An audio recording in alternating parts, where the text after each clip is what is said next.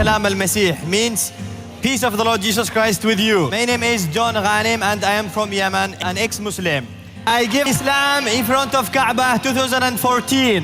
அன்பான சகோதரர் சகோதரிகளே, என் பெயர் ஜான் கனெம். நான் ஏமனைச் சேர்ந்த ஒரு முன்னாள் முஸ்லிம். 2014ஆம் ஆண்டு காபாவின் முன் இஸ்லாத்தை நான் துறந்தேன்.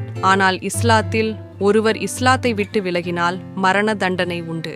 2017ஆம் ஆண்டு ஏமனை விட்டு வெளியேறினேன். I was in Greece and I met Christians and they started telling me about Jesus Christ. Actually, I met someone from Syria. He has a tattoo in his hand.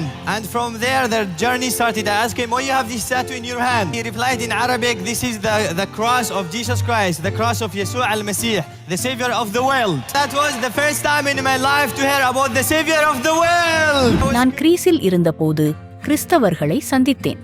அவர்கள் எனக்கு இயேசு கிறிஸ்துவை பற்றி சொல்லத் தொடங்கினார்கள். சிரியாவைச் சேர்ந்த ஒருவரை சந்தித்தேன். அவர் அரபியில், இதுவே இயேசு கிறிஸ்துவின் சிலுவை, உலக இரட்சகராகிய யெஷுவா அல்-மசீஹுவின் சிலுவை என்று பதிலளித்தார். உலக இரட்சகரை பற்றி நான் என் வாழ்க்கையில் முதலில் கேட்டது அப்போதுதான். நான் வேதாகம படிப்புக்கும் தேவாலயத்துக்கும் அழைக்கப்பட்டேன். தேவாலயத்தின் வாசலுக்குள் நான் நுழைந்தபோது மனிதர்கள் இயேசு கிறிஸ்துவை ஆராதனை செய்வதை பார்த்தேன். அவர்களை பார்த்து, இந்த பைத்தியக்காரர்கள் என்ன செய்கிறார்கள் என்று நினைத்தேன். ஆனால் என் ஆவிக்குள் பொறாமை கொண்டேன்.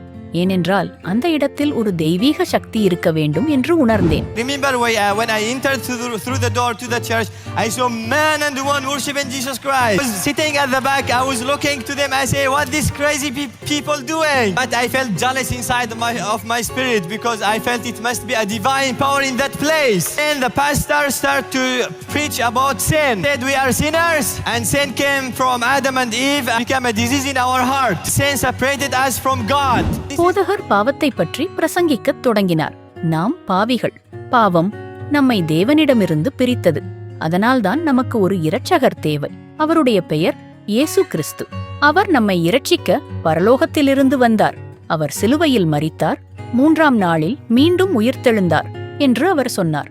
அதன் பிறகு நான் வேதாகமத்தை வாசிக்க ஆரம்பித்தேன். மத்தேயு 3:16 இவரே என் நேசகுமாரன், இவரில் பிரியமாயிருக்கிறேன் என்று பரலோகத்திலிருந்து ஒரு சத்தம் வந்தது. இது பிதாவானவர் பரலோகத்திலிருந்து பேசுகிறார். பரிசுத்த ஆவியானவர் புறாவைப் போல இறங்குகிறார். இயேசு கிறிஸ்து தேவனுடைய குமாரன் என்பதை எனக்கு உணர்த்தியது. இந்த வேதாகம வசனம் திரித்துவத்தை பற்றியும் இயேசு கிறிஸ்துவே தேவன் என்பதை பற்றியும் எனக்கு உறுதியளித்தது.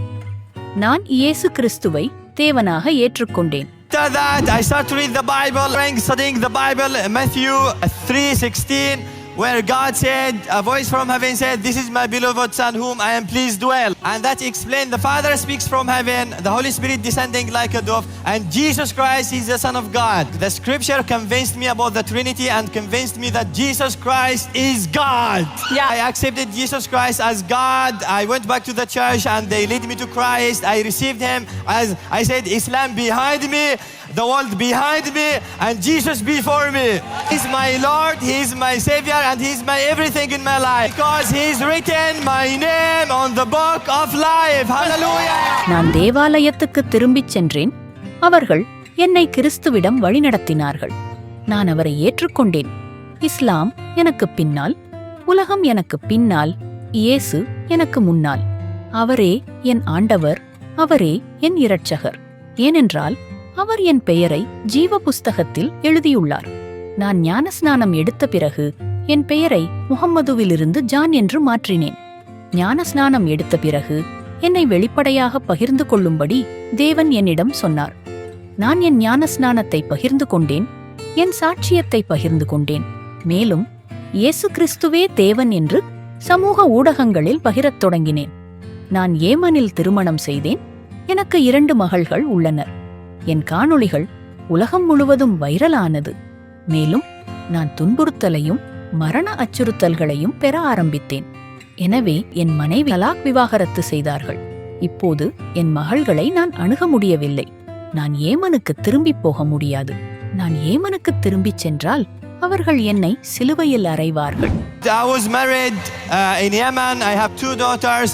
and my videos was viral around the world, and I started to receive persecution and death threats. So they divorced my wife. Now I don't have access to my daughters. I can't go back to Yemen. If I go back to Yemen, they're gonna skin me alive. They're gonna crucify me. மத்தேயு 16 இயேசு கிறிஸ்து, ஒருவன் உலகம் முழுவதையும் ஆதாயப்படுத்திக் கொண்டாலும் தன் ஆத்துமாவை இழந்தால் அவனுக்கு என்ன பிரயோஜனம் என்று கேட்டார். நான் பயமற்றவனானேன். நான் மரணத்துக்கு பயப்படுவதில்லை. ஏனென்றால் நான் யார் என்று எனக்குத் தெரியும். நான் எங்கே போகிறேன் என்று எனக்குத் தெரியும். என் இருப்பு எனக்குத் தெரியும். நான் பரலோகத்துக்கு போகப் போகிறேன் என்று எனக்குத் தெரியும். துன்புறுத்தல் நம் விசுவாசத்திலிருந்து பிரிக்க முடியாதது என்று நான் நம்புகிறேன். நான் என் குடும்பத்தை இழந்தேன். ஆனால் எனக்கு ஒரு பெரிய குடும்பம் இருக்கிறது.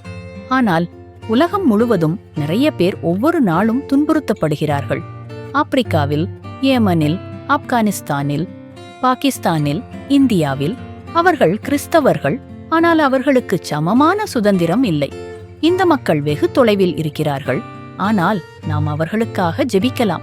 இந்த மக்களுக்காக நிற்பதும், அவர்களுக்காக ஜெபிப்பதும், அவர்களுக்காக பேசுவதும் மிகவும் முக்கியம். நாம் நம் சகோதர சகோதரிகளுக்காக ஜெபிக்க வேண்டும்.